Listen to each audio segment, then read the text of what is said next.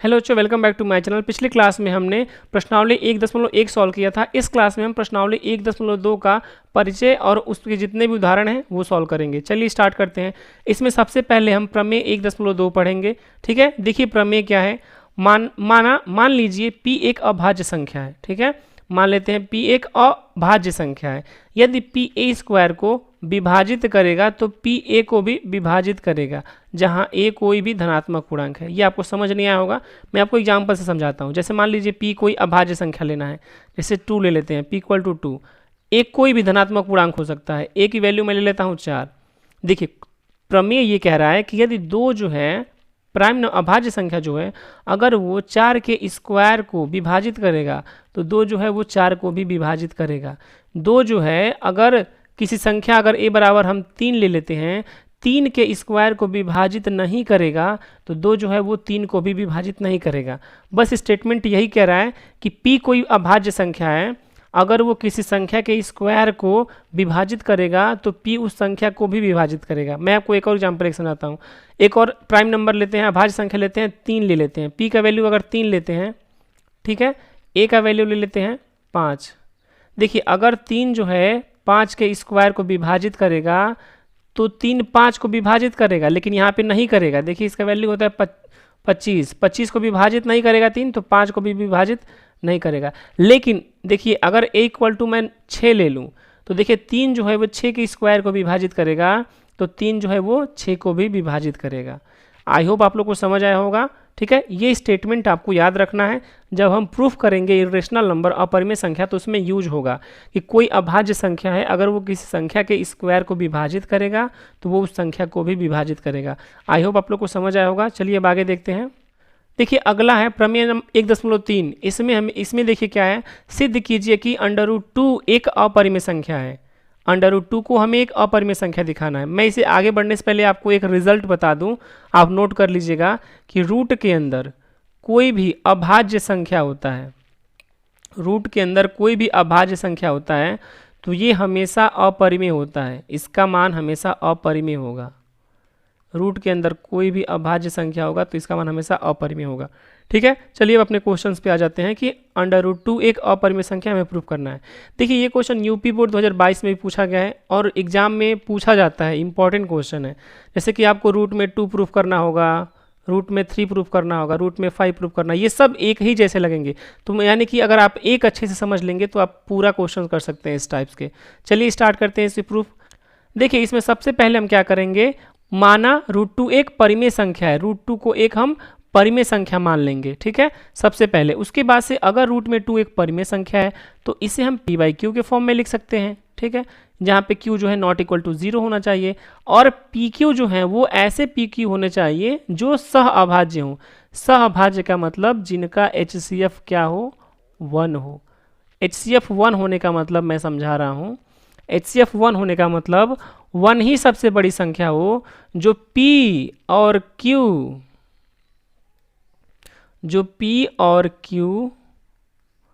दोनों को विभाजित करे। 1 के अलावा कोई और संख्या ना मिले जो P और Q दोनों को विभाजित करे। जैसे कि मैं आपको समझा दे रहा हूँ, जैसे कि 2 और 3, अगर P और Q हम 2 और 3 लेते हैं तो देखिए 1 ही सबसे बड़ी संख्या होगी जो 2 को भी विभाजित करेगी, 3 को विभाजित करेगी। 1 के अलावा कोई और संख्या नहीं मिलेगी। तो देखिए हम P और Q क्या मानेंगे, सहअभाज्य। सहअभाज्य का मतलब जिनका HCF 1 हो, यानी कि 1 ही सबसे बड़ी संख्या हो जो P और Q दोनों को विभाजित करे।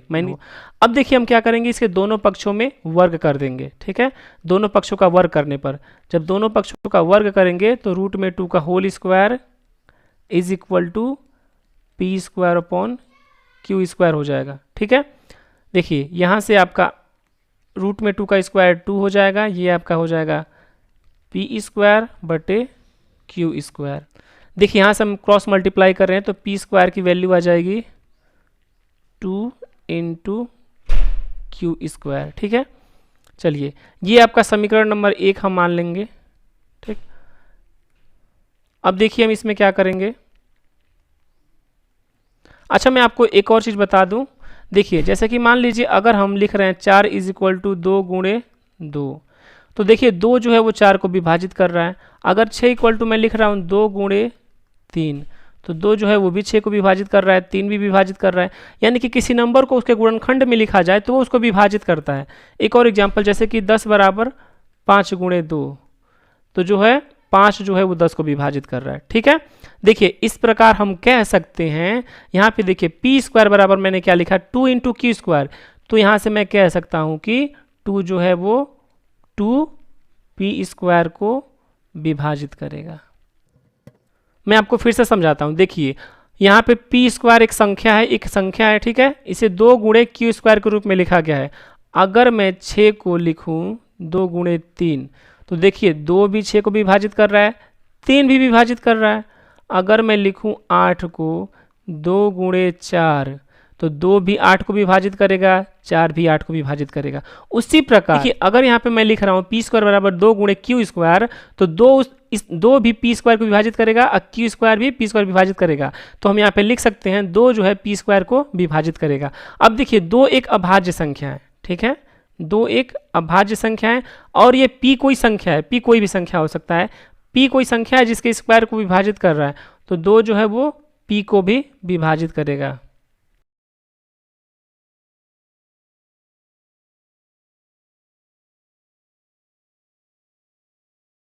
देखिए मैं फिर से एक बार बता रहा हूँ। सबसे पहले हमने दोनों पक्षों का स्क्वायर किया तो 2 बराबर पी स्क्वायर बटे क्यू स्क्वायर आ गया। ठीक है, यहाँ से मैं लिख सकता हूँ पी स्क्वायर बराबर 2 गुणे क्यू स्क्वायर, क्रॉस मल्टीप्लाई कर दिया इसका। अब देखिए पी स्क्वायर बराबर 2 गुणे क्यू स्क्वायर लिखा हूँ, तो 2 जो है वो पी स्क्वायर को विभाजित करेगा, मैंने ये समझा दिया आपको। ठीक है, अब देखिए अगर 2 जो है पी स्क्वायर को विभाजित, देखिए यहाँ पे 2 जो है वो पी स्क्वायर को अगर विभाजित कर रहा है तो 2 जो है वो पी को भी विभाजित करेगा, क्योंकि प्रमेय 1.2 में हमने पढ़ा था कि कोई भी अभाज्य संख्या किसी संख्या के स्क्वायर को विभाजित करेगा तो वह उस संख्या को भी विभाजित करेगा। मैंने लिख दिया है, चूंकि 2 एक अभाज्य संख्या है, यदि वह पी स्क्वायर को विभाजित करेगा तो वो पी को विभाजित करेगा। आप ये लिख दीजिएगा। ठीक है, चलिए अब आगे देखते हैं। अब एक चीज़ मैं आपको और बताना चाहता हूँ, इसमें थोड़ा सा ये आपको लगेगा, थोड़ा सा हार्ड लगेगा, लेंदी लगेगा, लेकिन ये है नहीं, एक ही जैसे सारे प्रश्न हैं। अगर आप एक को अच्छे से समझ जाते हैं, बार बार प्रैक्टिस करते हैं, तो सभी प्रश्न कर लेंगे। देखिए यहाँ पे मैं लिख रहा हूँ 2 जो है p को विभाजित कर रहा है। देखिए अगर 2 जो है मान लीजिए 4 को विभाजित कर रहा है, तो क्या मैं 4 इक्वल टू लिख सकता हूँ 2 गुणे, देखिए ये 2 4 को विभाजित कर रहा है, तो 4 बराबर 2 गुणे कोई संख्या मिलेगा जो कि बराबर कर देगा, यहाँ गुणा करने से 2 मिलेगा। अगर 2 जो है वो 6 को विभाजित कर रहा है, तो 6 बराबर मैं लिख सकता हूँ 2 गुणे 3। देखिए ये विभाजित कर रहा था तो 2 के गुणे में गुणनफल में लिख दिया हूँ। 2 4 को विभाजित कर रहा था तो 4 को 2 के गुणनफल में लिख दिया हूँ। अगर 2 जो है अगर वो 12 को विभाजित कर रहा है तो 12 बराबर मैं 2 गुणे समथिंग लिख सकता हूँ। समथिंग यानी कि कोई संख्या मिलेगा हमें ज़रूर। देखिए 2 जो है 12 को विभाजित कर रहा है तो 12 इक्वल टू 2 गुणे 6 लिख सकता हूँ। ठीक है, इसी प्रकार यहाँ पे देखिए, इसी प्रकार 2 जो है अगर p को विभाजित कर रहा है, यहाँ पे मैंने लिखा है 2 जो है p को विभाजित कर रहा है, तो p बराबर भी 2 गुणे समथिंग k लिख सकता हूँ। अब मैं आपको फिर से समझाता हूँ इस चीज़ को। मुझे पता है कि आपको यहाँ पे थोड़ा डाउट होगा, मैं आपको फिर से इस चीज़ को समझाता हूँ। देखिए जैसे मान लीजिए 2 जो है वो 4 को विभाजित कर रहा है, तो 4 बराबर 2 गुणे मैं k लिख सकता हूँ। अब ये k डिपेंड करेगा कि मैंने यहाँ पे क्या लिया है। यहाँ पे 4 लिया है तो k का मान क्या आएगा, 2 आ जाएगा। यहाँ पे k के जगह पे मैं 2 लिख सकता हूँ, यानी कि 4 बराबर 2 गुणे 2 लिख सकता हूँ। ठीक, अगर 2 जो है वो 6 को विभाजित कर रहा है, तो 6 बराबर मैं 2 गुणे k लिख सकता हूँ। ठीक है, अब देखिए यहाँ पे k का मान चेंज हो जाएगा, क्योंकि यहाँ पे मैंने 6 लिया है, यहाँ पे मैंने 4 लिया था तो k का मान 2 आ रहा था, यहाँ पे मैंने 6 लिया तो k का मान 3 आ जाएगा। ठीक है, 2 गुणे 3। इसी प्रकार देखिए अगर 2 जो है p को विभाजित करेगा तो p बराबर 2 गुणे k ले सकते हैं। अब ये k डिपेंड करेगा कि हमने p क्या लिया है। जैसे यहाँ पे 4 लिया था तो k का मान 2 आ रहा था, 6 लिया था तो k का मान 3 आ रहा था। उसी प्रकार जो भी हम p लेंगे k आएगा। एक एग्जाम्पल से मैं समझा दे रहा हूँ। अगर p को मैं ले लेता हूँ 8 ले लेता हूँ, देखिए इसी p को मैं 8 मान लेता हूँ समझाने के लिए, बस आपको यहाँ पे 2 ही रहेगा, तो k का मान क्या आएगा, 4 आएगा। तो बस ये मैं समझाने के लिए बता रहा हूँ कि देखिए अगर 2 जो है p को विभाजित करेगा तो p को हम 2 गुणे कोई संख्या, कोई धनात्मक पूर्णांक के रूप में लिख सकते हैं, 2 गुणे k के रूप में। k ही क्यों ले रहे हैं, जरूरी नहीं k ही ले, हम कोई भी आर्बिट्रेरी नंबर ले सकते हैं, यानी कि जैसे कि ABCD कुछ भी ले सकते हैं जो पहले यूज ना हुआ हो। k के जगह पे आप अपने नाम का पहला लेटर यूज कर सकते हैं, जैसे कि जैसे कि आप k लिखे थे तो यहाँ पे n भी लिख सकते हैं, p is equal to 2 into n. अब यहाँ पे n क्या है, n कोई धनात्मक पूर्णांक है, ये लिख दीजिएगा, n कोई, देखिए n कोई धनात्मक पूर्णांक है, n की जगह पे आप k ले सकते हैं, m ले सकते हैं, कुछ भी रख सकते हैं। ये डिपेंड करेगा कि p क्या आप लिए थे, n का मान जो जो आएगा वो p के हिसाब से आएगा, ठीक है। चलिए अब आगे देखते हैं। मैं आपको फिर से एक बार रिकॉल कराते हुए चल रहा हूँ ताकि आपको समझ आए। देखिए हमने यहाँ पे दोनों पक्षों का होल स्क्वायर किया तो आया था 2 बराबर पी स्क्वायर बटे क्यू स्क्वायर, पी स्क्वायर बराबर 2 गुणे क्यू स्क्वायर, 2 पी स्क्वायर को विभाजित करेगा तो 2 पी को भी विभाजित करेगा, ठीक है, ये हमने जाना है, ठीक है। अब देखिए अगर 2 जो है पी को विभाजित करेगा तो पी बराबर हम 2 गुणे एन लिख सकते हैं, जहाँ पे एन कोई धनात्मक पूर्णांक है। यहाँ तक हो गया। अब देखिए यहाँ पे p बराबर 2 गुणे एन है, इसके भी दोनों पक्षों में वर्ग कर देते हैं। देखिए इसके दोनों पक्षों में वर्ग करेंगे तो यहाँ पे पी स्क्वायर हो जाएगा, यहाँ पे 2 का स्क्वायर 4 हो जाएगा, n का स्क्वायर n स्क्वायर हो जाएगा, ठीक है। देखिए अब इसको हम समीकरण नंबर 2 मान लेंगे। देखिए समीकरण 1 में पी स्क्वायर को जो मान है वो है 2 इंटू क्यू स्क्वायर, समीकरण 2 में जो पी स्क्वायर का मान है 4 इंटू एन स्क्वायर है। देखिए समीकरण 1 और 2 से मैं लिख सकता हूँ, समीकरण 1 और 2 से, देखिए यहाँ पे पी स्क्वायर का मान इतना है, यहाँ पे पी स्क्वायर मान इतना है, तो दोनों तो आपस में बराबर हो जाएंगे क्योंकि दोनों पी स्क्वायर के बराबर हैं। तो यहाँ पे मैं लिख सकता हूँ 2 गुणे क्यू स्क्वायर बराबर 4 गुणे एन स्क्वायर, ये मैं लिख सकता हूँ जाएंगे, ठीक है। अब देखिए इस 2 से ये 4 2 बार में कट जाएगा, यहाँ पे हो जाएगा क्यू स्क्वायर बराबर 2 गुणे एन स्क्वायर हो जाएगा, ठीक है। अब देखिए फिर से वही प्रोसेस हम रिपीट करेंगे। देखिए यहाँ से मैं लिख सकता हूँ 2 जो है वो क्यू स्क्वायर को विभाजित कर रहा है, ये कैसे मैंने ऊपर बताया अच्छे से आप देख सकते हैं एक बार फिर से अगर समझ ना आया हो तो। 2 जो है यहाँ पे देखिए क्यू स्क्वायर को क्या लिखे हैं, 2 गुणे एन स्क्वायर के रूप में लिखे हैं, तो 2 इसका गुणनफल होगा तो 2 क्यू स्क्वायर को विभाजित करेगा। अब देखिए 2 अगर पी क्यू स्क्वायर को विभाजित करेगा तो 2 जो है वो क्यू को भी विभाजित करेगा क्योंकि 2 अभाज्य संख्या है। अब देखिए यहाँ पे हमारा लिखने वाला प्रोसेस, ये जो सॉल्व करने वाला प्रोसेस था खत्म हो गया। देखिए हमने माना था कि पी क्यू सभाज्य है, सभाज्य का मतलब 1 ही सबसे बड़ी संख्या है जो पी और क्यू दोनों को विभाजित कर रहा है। लेकिन हमने क्या देखा, देखिए 2 जो है वो p को विभाजित कर रहा है, हमने माना था कि 1 सबसे बड़ी संख्या है जो दोनों को विभाजित कर रहा है, लेकिन हमने क्या देखा कि 2 जो है वो p को विभाजित कर रहा है और नीचे देखिए 2 जो है वो q को भी विभाजित कर रहा है, यानी कि इन दोनों का HCF 2 हो जाएगा, 1 नहीं होगा। ये गलत चीज़ हो गया। देखिए हमने माना था कि 1 ही p और q दोनों को विभाजित करेगा, लेकिन हम क्या देख रहे हैं कि 2 जो है वो p और q दोनों को विभाजित कर रहा है, तो ये तो गलत हो गया। अतः हमने गलत चीज़ मान लिया था शुरू में। देखिए चूंकि हमने माना था p और q सभाज्य हैं, ये सभाज्य नहीं होगा, अभाज्य होगा, ठीक है। p और q सभाज्य हैं यानी कि HCF PQ का 1 है, लेकिन हमने देखा कि 2 जो है वो p और तथा q दोनों को विभाजित कर रहा है जो कि एक दूसरे का विरोध करते हैं। हमने माना था कि 1 ही विभाजित कर रहा है, सबसे बड़ी संख्या है, लेकिन हमने देखा कि 2 भी विभाजित कर रहा है। अतः हमने गलत कल्पना कर लिया था कि रूट में 2 एक परिमेय संख्या है और ये एक अपरिमेय संख्या होगा, ठीक है। यहाँ तक आपको जो मैंने लिखवाया लिखना है, उसके बाद से नीचे जो लिखा हूँ देखिए यहाँ तक आप कर लेंगे, उसके बाद से नीचे वाला चीज़ नोट कर लीजिएगा। मैं आपको फिर से समझा रहा हूँ। देखिए हमने माना था कि रूट में 2 एक परिमेय संख्या है, उसे हमने p बाई क्यू के फॉर्म में लिख दिया, परिमेय संख्या है तो p और q कैसे लिए हैं, जो सभाज्य हैं यानी कि उनका HCF 1 है। इसका मतलब 1 ही सबसे बड़ी संख्या है जो p और q दोनों को विभाजित कर रहा है। लेकिन हम क्या देख रहे हैं, लेकिन हम देख रहे हैं कि 2 जो है वो भी p, देखिए यहाँ पे 2 जो है p स्क्वायर को विभाजित कर रहा है, ये जो है 2 जो है p स्क्वायर को विभाजित कर रहा है। और देखिए यहाँ देखिए यहाँ पे 2 जो है वो q को विभाजित कर रहा है, वहाँ पे 2 जो है p को विभाजित कर रहा था, यहाँ पे q को विभाजित कर रहा है। ये तो गलत हो गया क्योंकि हमने माना था कि 1 ही सबसे बड़ी संख्या है।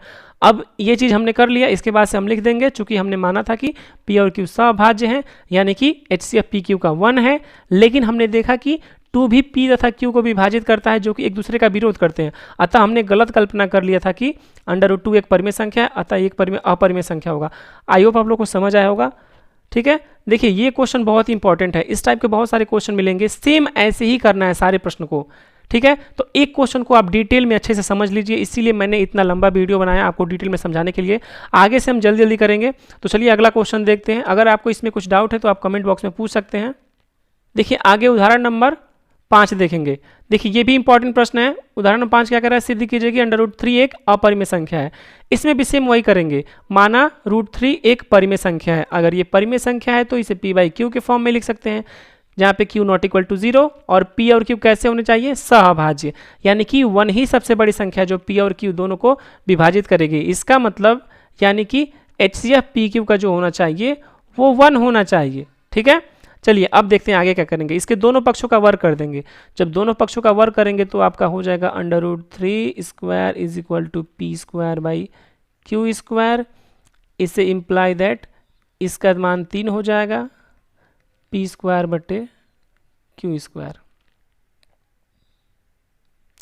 देखिए अब इसका क्रॉस मल्टीप्लाई कर देंगे तो आपका आ जाएगा p² बराबर 3 गुणे q²। ठीक है, यहां से हम लिख सकते हैं 3p² को विभाजित करेगा। देखिए कैसे विभाजित करेगा मैंने पिछले क्वेश्चन में समझाया, फिर से मैं समझा रहा हूं। देखिए यहाँ पे देखिए p² बराबर 3 गुणे q² लिखा गया है, यानी कि 3 इसका एक गुणनखंड है। जैसे मान लीजिए 6 बराबर अगर मैं 3 गुणे 2 लिखता हूँ, ठीक है, तो देखिए 3 इसका एक गुणनखंड है तो 3 6 को जरूर विभाजित करेगा। अगर नहीं करेगा तो ऐसे मैं लिख भी नहीं पाऊंगा। अगर मैं ऐसे लिख पा रहा हूँ तो 3 जो है वो 6 को जरूर विभाजित करेगा। इसी तरह से p² बराबर 3 गुणे q² है तो 3 p² को विभाजित करेगा। इसे मैं कह सकता हूँ 3 अगर p² को विभाजित करेगा तो 3p को भी विभाजित करेगा।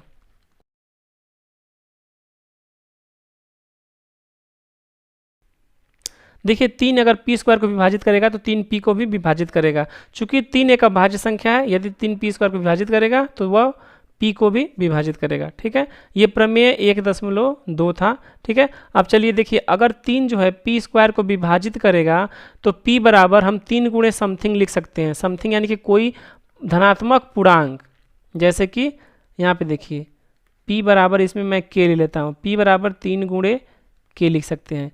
k के जगह पे आप यन या कुछ भी लिख सकते हैं। मैं आपको फिर से समझा रहा हूँ। देखिए जैसे मान लीजिए 6 जो है 6 को 3 विभाजित कर रहा है तो 6 बराबर मैं 3 गुणे k लिख सकता हूँ। k अब डिपेंड करेगा मैंने 6 क्या लिया है, तो k का मान यहाँ पे 2 आ जाएगा क्योंकि 6 लिया है। इसी प्रकार p अगर 3 जो है p को विभाजित करेगा तो p बराबर 3 गुणे k लिख सकते हैं। अब डिपेंड करेगा कि ये आपका p क्या है, उसी के हिसाब से k आएगा। ठीक है, चलिए अब आगे देखते हैं। इसके दोनों पक्षों का फिर से हम वर्ग कर देंगे तो ये हो जाएगा p² बराबर 9 गुणे k²। ठीक है, ये आपका समीकरण नंबर 2 हो गया। ठीक है, अब लिखेंगे समीकरण 1 और 2 से, समीकरण 1 और 2 से। समीकरण 1 और 2 से देखिए यहाँ से मैं लिख सकता हूँ 3 गुणे q² बराबर 9 गुणे k²। ये कैसे आ रहा है मैं फिर से आपको समझा रहा हूँ। देखिए दूसरा इक्वेशन था p² बराबर 3 गुणे q², और ये पहला समीकरण है। दूसरा समीकरण क्या है, p² बराबर 9 गुणे k²। देखिए लेफ्ट साइड ये दोनों बराबर हैं तो ये दोनों भी तो आपस में बराबर होंगे, बस मैंने यही लिख दिया। समीकरण 1 और 2 से दोनों बराबर हो गए। अब 3 से ये 3 बार में कैंसिल हो जाएगा तो q² बराबर 3 गुणे k²। यहाँ से मैं सारी चीज़ें फिर से रिपीट करूँगा। देखिए यहाँ से देखिए 3 जो है q² को विभाजित करेगा क्योंकि उसका एक गुणनखंड है, को विभाजित करेगा। अब देखिए 3 अगर q² को विभाजित करेगा तो 3 तो अभाज्य संख्या है। ठीक, तो 3 जो है वो q को भी, देखिए मैं आपको फिर से समझा रहा हूँ शुरू से, ये हमारा हो गया जितना करना था इसमें। मैं आपको फिर से समझा रहा हूँ, जैसे मैंने √2 किया सेम वैसे ही ये भी होगा। देखिए हमें प्रूफ करना था कि √3 जो है ये एक अपरिमेय संख्या है। इसके लिए सबसे पहले हम मान लेंगे कि √3 क्या है, एक परिमेय संख्या है। अगर ये एक परिमेय संख्या है तो इसे हम p/q के फॉर्म में लिख सकते हैं। ठीक, जहाँ q नॉट इक्वल टू 0 होना चाहिए और pq कैसे नंबर है, सह अभाज्य है। ठीक है, सह अभाज्य मतलब 1 ही सबसे बड़ी संख्या है जो इन दोनों को विभाजित कर रहा है। अब इसके दोनों पक्षों का वर्ग कर देंगे। वर्ग करेंगे तो हमें मिलेगा 3 बराबर पी स्क्वायर बटे क्यू स्क्वायर। ठीक है, यहाँ से क्रॉस मल्टीप्लाई करेंगे, देखिए यहाँ से क्रॉस मल्टीप्लाई करेंगे तो हमें मिलेगा पी स्क्वायर बराबर 3 गुणे क्यू स्क्वायर। यहाँ से अगर यहाँ से देखिए 3 जो है पी स्क्वायर का एक गुणनखंड है, तो 3 पी स्क्वायर को विभाजित करेगा। अगर 3 पी स्क्वायर को विभाजित करेगा तो 3 पी को विभाजित करेगा। क्यों? क्योंकि 3 एक अभाज्य संख्या है। ठीक है, और यदि 3 पी स्क्वायर को विभाजित करेगा तो पी को भी विभाजित करेगा। ये प्रमेय 1.2 से हम लिखे हैं। ठीक है, अब देखिए इसके बाद से यदि 3 जो है पी को विभाजित करेगा तो पी बराबर मैं 3 गुणे के लिख सकता हूँ। यहाँ पे मैंने एक चीज छोड़ दिया कि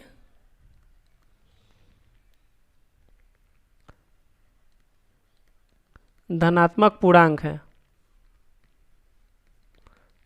ठीक है, आप लोग लिख लीजिएगा। के क्या है? धनात्मक पूर्णांक है। अब इसके दोनों पक्षों का फिर से मैं वर्ग करूंगा तो पी स्क्वायर बराबर 9 गुणे के स्क्वायर हो जाएगा। ठीक है, अब देखिए समीकरण, इसे समीकरण 2 मान लूंगा, समीकरण 1 ऊपर मैंने माना है। ठीक, समीकरण 1 और 2 से हमें क्या मिलेगा? दोनों साइड इक्वल हो जाएंगे क्योंकि पी स्क्वायर के बराबर हैं, तो यहाँ से हमें मिल जाएगा क्यू स्क्वायर बराबर 3 गुणे के स्क्वायर। ठीक है, अब देखिए यहाँ से कैंसिल करेंगे तो क्यू स्क्वायर 3 गुणे के स्क्वायर। फिर से मैं रिपीट करूंगा, देखिए 3 जो है वो क्यू स्क्वायर गुणनखंड है, तो 3 क्यू स्क्वायर को विभाजित करेगा। अगर 3 क्यू स्क्वायर को विभाजित कर रहा है तो 3 क्यू को भी विभाजित करेगा। ठीक है, अब देखिए हमने माना क्या था? शुरू में हमने माना था कि पी और क्यू कैसे नंबर है? सह अभाज्य नंबर है। चूंकि हमने माना था पी तथा क्यू सह अभाज्य हैं, यानी कि HCF पी क्यू का 1 होगा, लेकिन हमने देखा 3 पी और क्यू दोनों को विभाजित कर रहा है, जो कि एक दूसरे का विरोध कर रहे हैं। कैसे विरोध कर रहे हैं? हमने माना था कि एक ही सबसे बड़ी संख्या जो पी और क्यू दोनों को विभाजित कर रहा है, लेकिन हमने देखा क्या कि 3 भी विभाजित कर रहा है, एक दूसरे का विरोध कर दिए। अतः हमने गलत कल्पना कर लिया था कि ये 3 होगा। √3 एक अपरिमेय संख्या है, अतः √3 एक अपरिमेय संख्या होगा। आई होप आप लोग को समझ आया होगा। ठीक है, चलिए अब अगला क्वेश्चन देखते हैं। देखिए उदाहरण नंबर 6 है आपका, सिद्ध कीजिए कि 5 माइनस √3 एक अपरिमेय संख्या है। देखिए ये क्वेश्चन यूपी बोर्ड 2019 में पूछा गया भी प्रश्न है। ठीक है, तो चलिए इसे सॉल्व करते हैं। तो चलिए इसे प्रूफ करते हैं। देखिए इसे कैसे करेंगे, इसे भी वही वैसे ही करेंगे। माना 5 माइनस √3 एक परिमेय संख्या है। अगर ये परिमेय संख्या है तो इसे हम पी बाई क्यू के फॉर्म में लिख सकते हैं। ठीक है, अब देखिए मैं क्या करूँगा, अब देखिए इसे मैं लिख सकता हूँ 5 माइनस पी बाई क्यू बराबर √3। देखिए मैंने कैसे लिखा, √3 वाले पोर्शन को, ये पूरा माइनस √3 मैंने इस साइड ले आया और इस वाले पोर्शन को मैंने इस साइड लाया, तो इधर आएगा तो माइनस में हो जाएगा, इधर जाएगा तो ये प्लस में हो जाएगा। ठीक है, अब देखिए ये जो पोर्शन है ये पूरा, ये आपका परिमेय संख्या है, परिमेय है, बीच में बराबर का चिन्ह है यानी कि साइन है, और √3 एक अपरिमेय संख्या है, क्योंकि मैंने अभी ऊपर प्रूफ किया कि √3 एक अपरिमेय है। और ऐसे भी आप सोच सकते हैं कि रूट के अंदर कोई भी अभाज्य संख्या जो होती है वो अपरिमेय होती है, मैंने बताया था। ठीक है, अब देखिए क्या एक अपरिमेय संख्या कभी परिमेय संख्या के बराबर हो सकती है? नहीं हो सकती है, क्योंकि परिमेय वे होते हैं जिन्हें हम पी बाई क्यू के फॉर्म में लिख सकते हैं, अपरिमेय वे होते हैं जिन्हें हम पी बाई क्यू के फॉर्म में नहीं लिख सकते हैं।